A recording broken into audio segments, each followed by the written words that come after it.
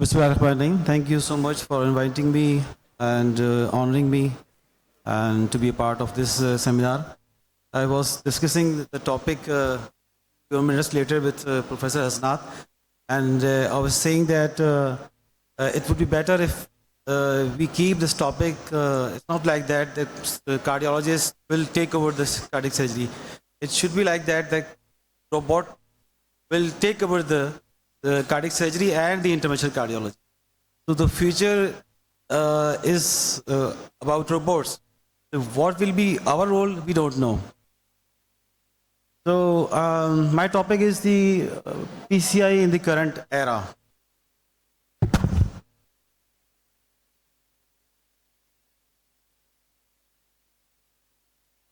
So I will cover these things in my talk. And you know that the coronary artery disease remains the number one killer worldwide, and more than 9 million deaths annually, and the people are dying just because of this deadly disease. So Pakistan is not the exception, and this is increasing in Southeast Asia as well. The PCI is performed more than 5 million times annually. What is the reason for rapid evolution of PCI? I think that it's my personal belief that PCI based on two principles. Law of ease, everyone wants to get an easy way to go. This is human nature. हम सब आसानी चाहते हैं, आसान रास्ता चाहते हैं. If you have an option of a difficult way to go, complex way to go, and the simple and straightforward way to go, so everyone wants to opt the easy way to go. And second thing is that the law of necessity. Necessity is, you know that the old saying that necessity is the mother of invention.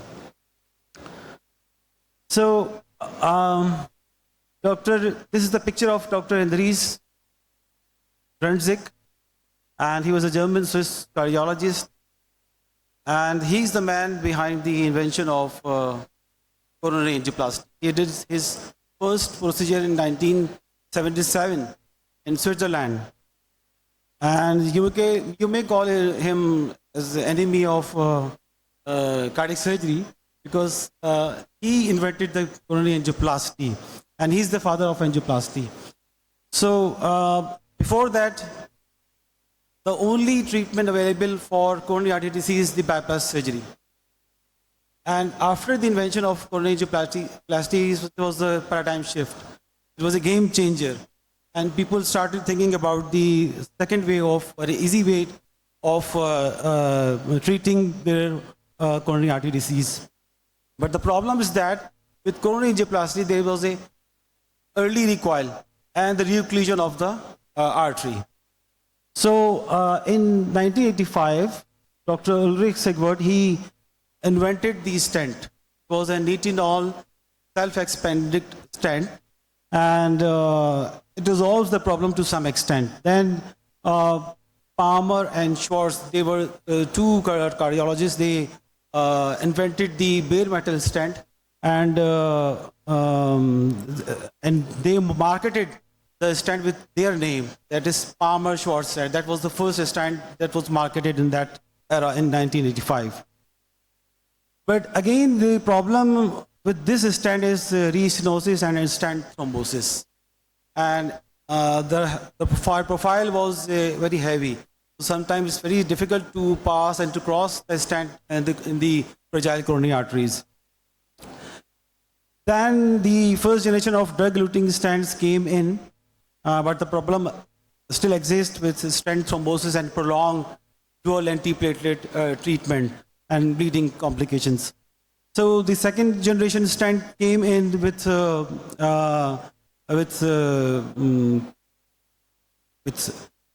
increased deliverability with the advancing technology, and the polymer-free stents came in that resolves the problem of late stent thrombosis. So you see the problem is there, and the solution is also there. This is the law of necessity. When the people think that there is a problem, then they started thinking about the solution, and the solution was there. So what the guidelines says nowadays, recent guidelines says that angioplasty should be imaging based and physiology guided PCI is preferable. So we have to produce the evidence. It's not like that I think that this lesion is severe and I want to fix it. This is lesion with the stent. I want to put the stent. This is not like that. You have to produce the evidence to fix that artery. So you have to have an image with either myocardial perfusion scan or we have nowadays IVUS, that is intravascular ultrasound. With that intravascular ultrasound, you can assess the morphology of the lesion, the dissections, the amount of calcifications, and then you can assess the need of stenting that artery with the FFR. With FFR, you can assess the translesional gradient. If the gradient is high, you can put the stent. You have to justify your procedure. And if the translesional gradient is less, you can leave the lesion alone with on medications. So the guidelines also says that if you are putting stents in low-risk patients in stable coronary artery disease, you can stop the dual antiplatelet treatment after 1 month or 3 months, and you can carry on with single antiplatelet treatments. The guideline also says that radial access is preferred to keep the procedure less risky, and in that way you can avoid the bleeding complications. The heart team approach is preferred for complex disease in order to use the collective wisdom and make a consensus. So what is the better for the patient, either bypass surgery or medical treatment or the PCI? So you can take everyone on board and make a better decision.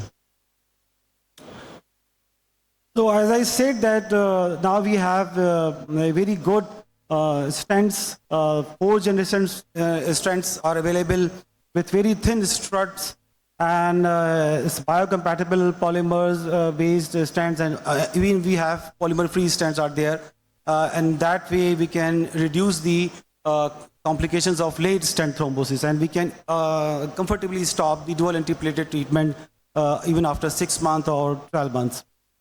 Then we have sirolimus family agents that have better safety profile and less chances of in-stent thrombosis or restenosis. And in future, we have bioresorbable stents as well, and the bioresorbable polymer stents and drug-eluting balloon, which is, we are just entering in the era of drug-eluting balloon where we don't need to put the stent, and we can easily fix the artery with just ballooning the artery and delivering the drug through that balloon. So as I mentioned earlier that we have an intravascular imaging tool is there, and we have OCT, which improves the lesion assessment, and after a stent, if we think that we have not approximated the stent with the vessel wall, we can assess this problem with the IVUS, and then we can further expand the stent, and in that way we can reduce the complications of in-stent restenosis and in-stent thrombosis. So the outcome was proved in various trials like Ultimate and Illumin 4 trial. So this fact has been established and published as well. Now, FFR, as I mentioned earlier, with that we can assess the translesion gradient and we can justify our procedure. So in that way, we can avoid the unnecessary stenting of the arteries. So with the advancing technology and the techniques, the guidelines allow us to do PCI in a left main coronary artery disease if the syntax score is low or intermediate. And similarly, we are able to treat the bifurcation lesions with various advanced techniques like DK crush, mini crush, TTAP, JSKBT, and provisional stenting. Generally, in PCI with chronic total occlusions, the success rate is generally 50%. But in expert centers where the CTO operators are available, the success rate is even high, and it's about 85%. So we can now address the calcified lesions with rotablator and atherectomy and with IVL catheters, that is intravascular lithotripsy. So this is now available in Pakistan as well. So I'm sharing a few procedures which we have done in our centers at Dow Institute of Cardiology. So this was a case of 87-year-old male. He was diabetic and hypertensive and presented with inferior wall MI. So his EF was 35 to 40%, and when we did his angiogram, so we find that the RCA was dominant and it was occluded at the distal segment. So we fixed that RCA, and then we found that the patient has got left main coronary artery disease. So because of advancing age and the low EF, high risk CABG was advised, that was declined by the family. And then we, so this was the right coronary artery that we fixed. And then we fixed the left main coronary artery with a stent, putting a stent from left main to LAD. And we protected, we tried to protect the circumflex and diagonal with additional wires, and we got a promising result. Again, this is the 55-year-old male with hypertension and admitted with anterior wall MI. His cath was showing 2 SL coronary artery disease. So we did the primary PCI of ostial LAD. Actually, it was the case of left main equivalent. His proximal LAD and proximal circumflex both were occluded. So we fixed the ostial LAD with the stenting. That was the case of primary PCI, and then we took back this patient again to the cath lab after a few days, and then we fixed the circumflex as well. So the procedures were successful, and we got the good results. This was a 75-year-old male patient presented to ER with anterior wall MI, CLEP class 3. His coronary angiogram showing 3 vessel coronary artery disease with critical calcified bifurcating lesion in mid LAD. And we experienced a very much difficulty in crossing the stent. It was not going into that calcified artery. So what we did, we put another wire in the diagonal, and then put another balloon in that diagonal, and by that we use this anchoring technique, and with this anchoring technique we were able to put the stents to cross the stent across the lesion, and we successfully performed this difficult PCI. So this was the life-saving procedure as patient came with anterior wall MI. The CTO is the challenging case, and you know that I just mentioned that generally the success rate is 50%. And this was the case of 70-year-old male presented with non-stimulation MI and acute decompensated heart failure, developed recurrent episodes of polymorphic VT during admission. So his angiogram showing total occlusion of the LAD at the mid segment just after the diagonal.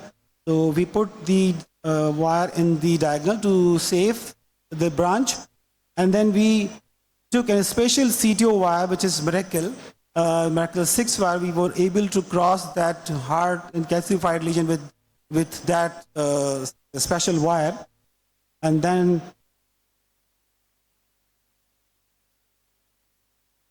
we stented the lesion, and we got a good result.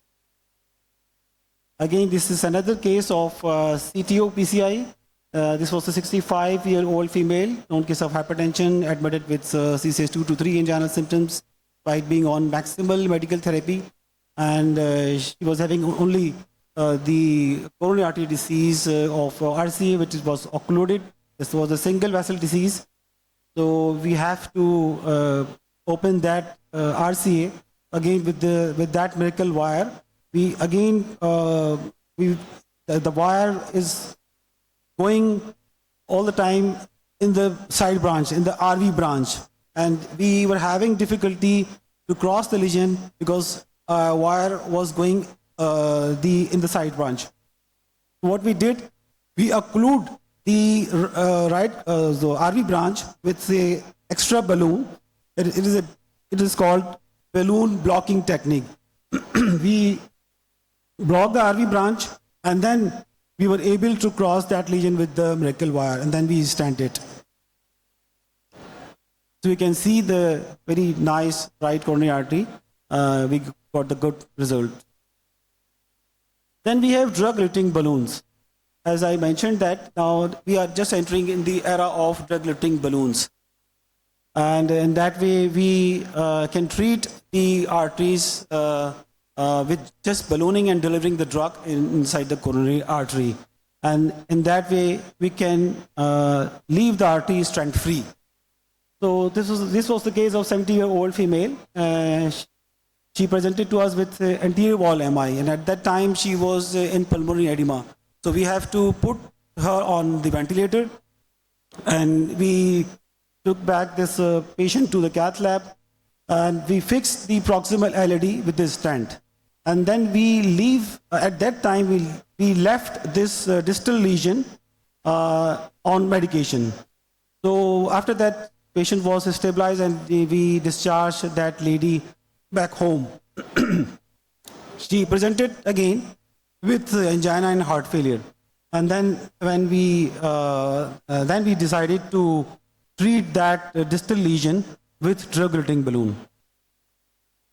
So you can see we got the very nice pristine distal coronary artery that was stent-free, and we just treated that distal lesion with drug-coated balloon, and we left this distal artery for future grafting if the patient required that. So PCI is not the risk-free. So this was the lady which presented to us with inferior wall MI.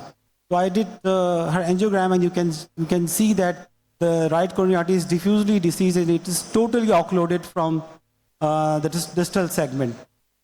So I put this stent at this distal segment, and as soon as I pull back the balloon after stenting, and when I took the shock, when I took the, how can we run it?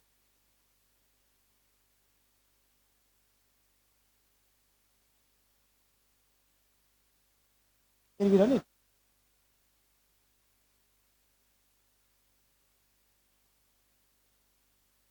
It is not running. कैसे इसको चलाएं जरा please? Click करें इसको.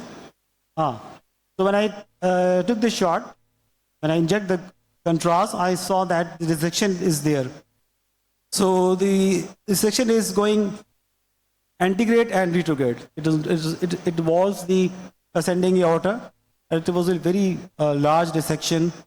So this was the horrible complication that we observed.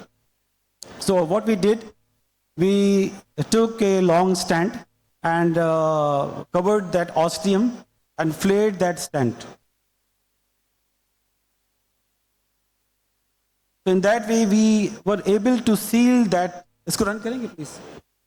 We were able to seal that dissection after flaring, and then the patient was stabilized, and the next day we got her CT scan done, and it was showing no more dissection. So dissection was successfully healed, and we were able to manage this complication. So as I said that it is better to discuss about the future and working with robots and AI-assisted PCI and cardiac surgeries. So I think what I believe that is better to invent a drug. And I believe that there is a drug for coronary artery disease, but we have not yet invented that drug. The drug should be there which can regress the plaque, and our patient would not need to go for the bypass surgery or for the PCI. It is better to invent a drug rather than to put ourselves on the mercy of the robots and the AI-empowered robots. So I think we should work over that, but till that time, I must accept that we cannot work, our interventional cardiology cannot work without the support of cardiac surgeons. We should have a good backup of cardiac surgery, and only then we can work comfortably in our cath labs. Every cath lab should have a strong backup of cardiac surgery. Without backup of cardiac surgery, we are not allowed to work in the cath lab. So we are friends, we are not foes. So I must accept that with people are opting more and more PCI nowadays, and it is challenging for the cardiac surgeons because they are having cases with more complex anatomy. So I must agree with Professor Akhtar that we should be innovative, and it's the job of now junior cardiac surgeons to train themselves for this challenge and to make the cardiac surgery less risky, simple, and we have to have a skill to counsel our patients for this risky surgery, which is mandatory for them. So many times I saw that when I refer the patient to the cardiac surgeons, उनको डरा इतना देते हैं कि ये तो जनाब आपको रीओपन भी हो सकता है, ब्लीडिंग भी हो सकती है और आपको आईबीपी की ज़रूरत पड़ेगी, तो वो तो वापस आ जाता है कि और जैसे टेबल डेथ ही हो जाएगी. तो इस तरह की काउंसलिंग के बाद तो you are making the job easy for the interventional cardiology, and we have to take that challenge because हमने तो कुछ ना कुछ करना है पेशेंट के लिए. To serve, we have here to serve the patients. So if you are refusing surgeries, then we are here to fix that problem. So I think we should collaborate, and we are friends, and without your support, we cannot do our job comfortably. So I thank you all for your patient listening.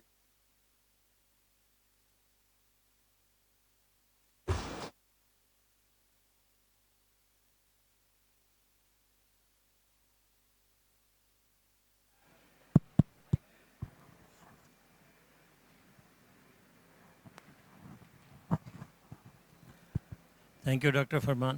Sorry. Ji, thank you. Very, very nice presentation. I think we feel threatened here by the, increasing invasiveness on the part of cardiologists. We are becoming minimally invasive, and you are becoming maximally invasive. I think I just have two questions, very short questions. What is your criteria for referral of a patient to a surgeon, especially in view of, seeing your cases where you're doing a stenting of the left main and complex PCIs and doing a multi-vessel PCI plus left, all these kind of complex cases. Number two, so in complex PCI, are you using any circulatory support devices, or you are doing this without them? Especially like, for example, if you have a occluded right and you are doing a complex PCI of the left main and LAD, so how do you now circulate? Do you use any circulatory support? So I will answer your second question first. We usually do not take the support of circulatory assist device. But if we are doing the proximal LAD and the left main PCI, and if the EF is low, then we definitely take the support of circulatory device. Regarding your first question, we usually refer the left main coronary artery disease patients to the surgeons with the 3-vessel disease. And we counsel our patient that it is better to go for surgery because it is recommended. It is guideline. It is in our guideline that you have to go for surgery. So left main PCI and the CTOs, especially CTO of LAD, we refer the patient to the surgeons. Thank you very much for an excellent presentation. I have a question about heart teams. So when a patient comes to us, it is our job, you as cardiologists and we as cardiac surgeons, to give the best possible care we can afford to the patient. In the light of the several studies that have been published, meta-analysis, and the scientific evidence that we have, Okay, so that is the aim of the cardiologist and the cardiac surgeon, to provide the best possible care. And to do this, the heart team is very important. So my question is, how often do you have these heart team meetings, number one? Because at one of the centers I worked with, there was just cosmesis, okay? One heart team meeting in 6 weeks, okay? That does not serve the purpose. You see, you have to have these heart team meetings very, very regularly.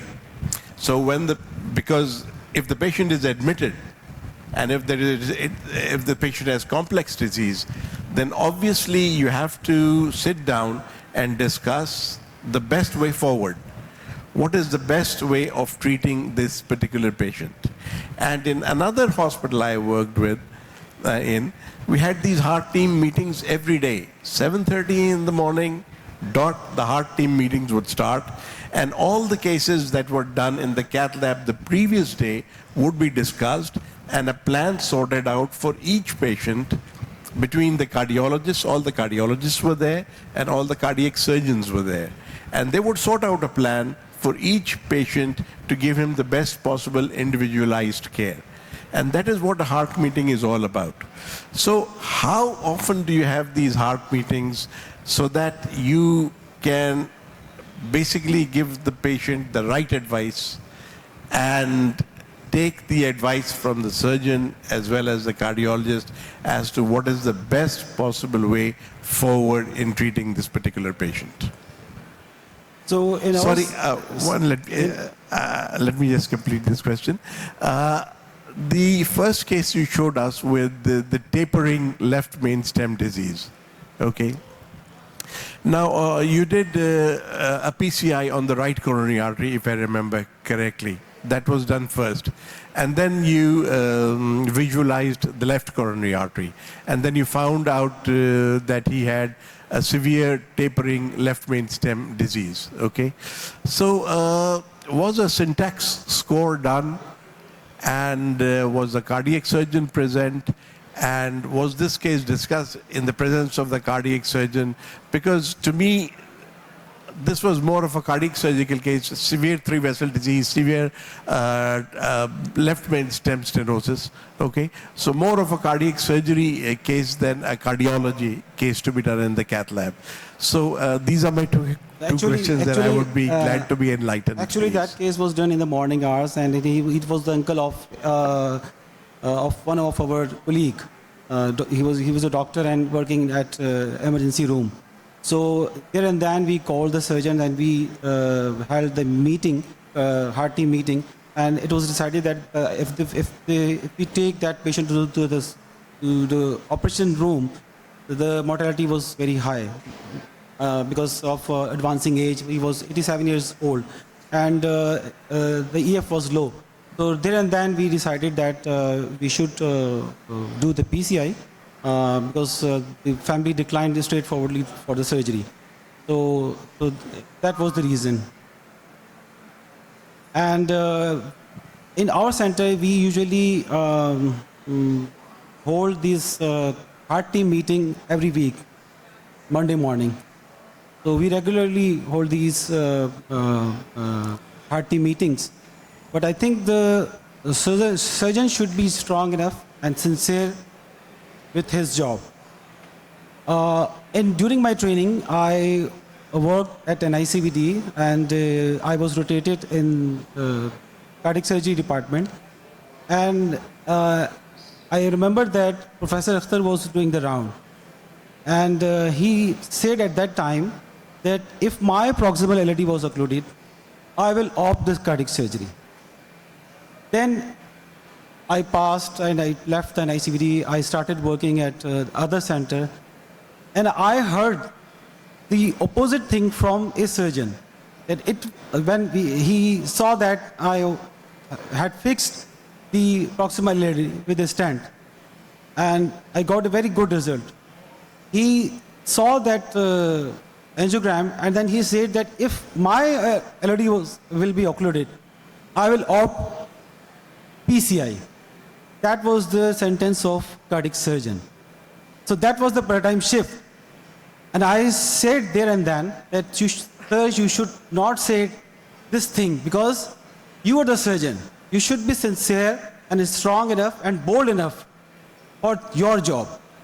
So I think this is the challenge we are facing now from cardiac surgeons, that they are on the back foot.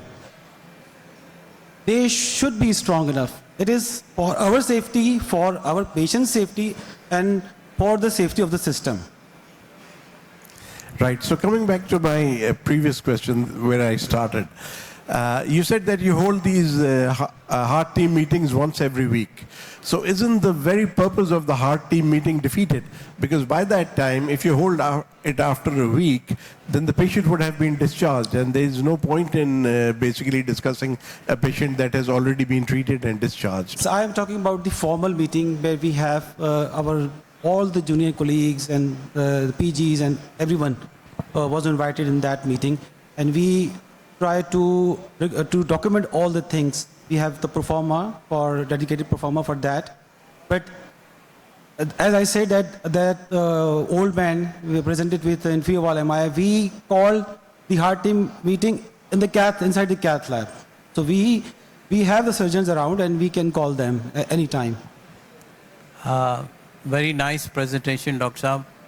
I have a query. You've done quite a few complex cases.